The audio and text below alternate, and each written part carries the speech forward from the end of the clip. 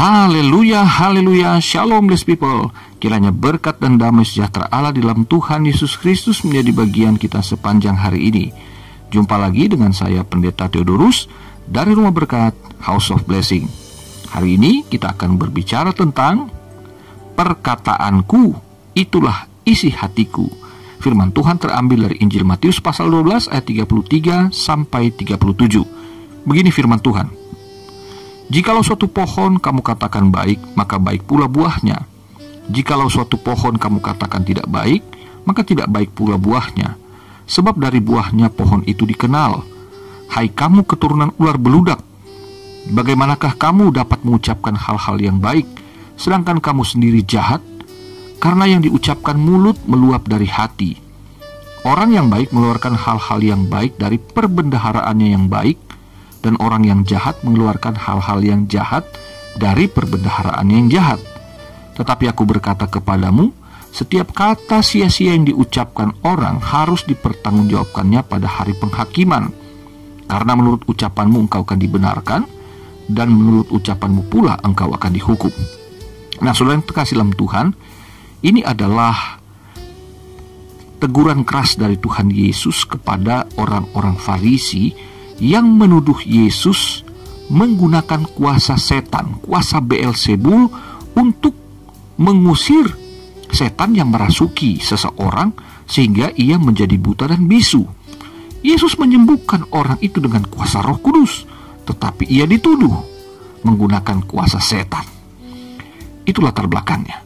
Nah, saudaraku, hari-hari ini kalau kita memperhatikan semakin serius pertempuran di media sosial, ya, dengan orang berkomentar lalu kemudian ditanggapi, orang mengemukakan pendapat lalu kemudian ditimpali, ribut dan akhirnya viral.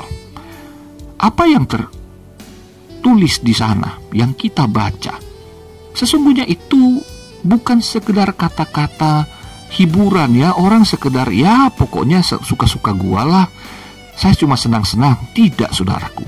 Tetapi itulah sesungguhnya isi hati manusia yang mungkin dia secara tidak sadar telah membuka jati dirinya melalui perkataan-perkataannya yang tertulis melalui jari-jari tangannya.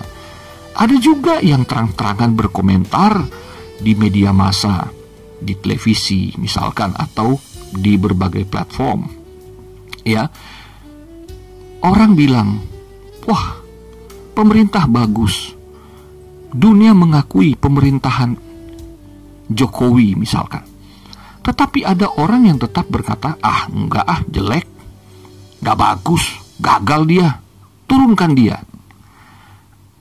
Ada pula yang memuji dengan memberikan penghargaan juga kepada Menteri Keuangan misalkan, sebagai Menteri Keuangan terbaik di dunia. Tetapi ada orang yang tetap berkata, enggak, dia enggak bisa apa-apa itu. Apaan tuh? Jelek. Saudaraku, ini bukanlah suatu ungkapan oposisi semata. Tetapi sesungguhnya perkataan-perkataan seperti ini menunjukkan isi hati. Ini bukan hanya terjadi di dunia politik, ya, di dunia pemerintahan yang kita saksikan, tetapi juga dalam keseharian kita. Ketika kita berkata-kata, kita harus berhati-hati, saudaraku, karena Tuhan Yesus mengatakan, dari pohonnya kita dapat mengenali buahnya. Kalau pohonnya baik, tentu buahnya akan baik. Pohonnya tidak baik, maka buahnya pasti tidak baik. Hati tidak baik, tentulah perkataan tidak baik. Sedangkan hati yang baik akan mengeluarkan perkataan yang baik. Itu sudah pasti, kata Tuhan Yesus. Tidak mungkin buah mangga berbuah jeruk. Selalu apa yang berdasarkan di hati kita, itu sadar nggak sadar akan terekspresi, dan yang paling cepat adalah melalui perkataan atau tulisan. Ya, sama saja, karena kita pun mendengarkan suara Tuhan, perkataan Tuhan melalui tulisan di Alkitab. Firman Allah yang kita baca, kita dengar, itu bentuknya tulisan.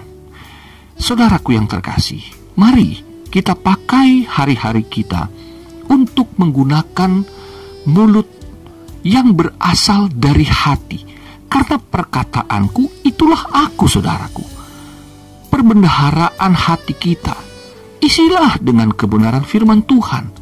Isilah dengan berita-berita sorgawi yang disampaikan oleh penulis-penulis Alkitab yang diilhamkan oleh Roh Kudus. Jangan kita memasukkan banyak racun. Ya, ular beludak itu ular yang beracun dan berbahaya. Yesus mengecam mereka, orang-orang Farisi, sebagai keturunan orang ular beludak. Jangan isi perbendaharaan hati kita yang kemudian akan mencemari keseluruhan hidup kita dengan berita hoax, dengan berita-berita fitnah, dengan hal-hal yang jelek, apalagi kemudian menunjuk kepada orang lain itu jelek, itu gak baik, jahat. Padahal sesungguhnya hati kita itulah yang jahat. Mari isi hati kita, perbendaharaan hidup kita dengan yang baik, yang benar, yang kudus, dan yang berkenan kepada Tuhan. Maka perkataan kita juga akan keluar dari perbendaharaan yang diberkati Tuhan itu. Saudara, kalau kita biasa bersungut-sungut, itulah isi hati kita. Jangan-jangan kita sesungguhnya tidak percaya kepada Tuhan ketika menghadapi satu masalah. Tetapi mari, ucapkanlah syukur. Ucapkanlah puji-pujian. Nyanyikanlah kidung yang baru, yang berasal dari kebenaran firman Allah. Maka saudaraku, apa yang keluar dari mulut kita, itu karena hati kita dipenuhi dengan yang berasal dari Allah sendiri. Mari saudaraku, kita harus mempergunakan perkataan kita dengan baik karena ada pertanggungjawaban. Bukan hanya hari ini, bukan hanya esok, tetapi akan berdampak pada kekekalan.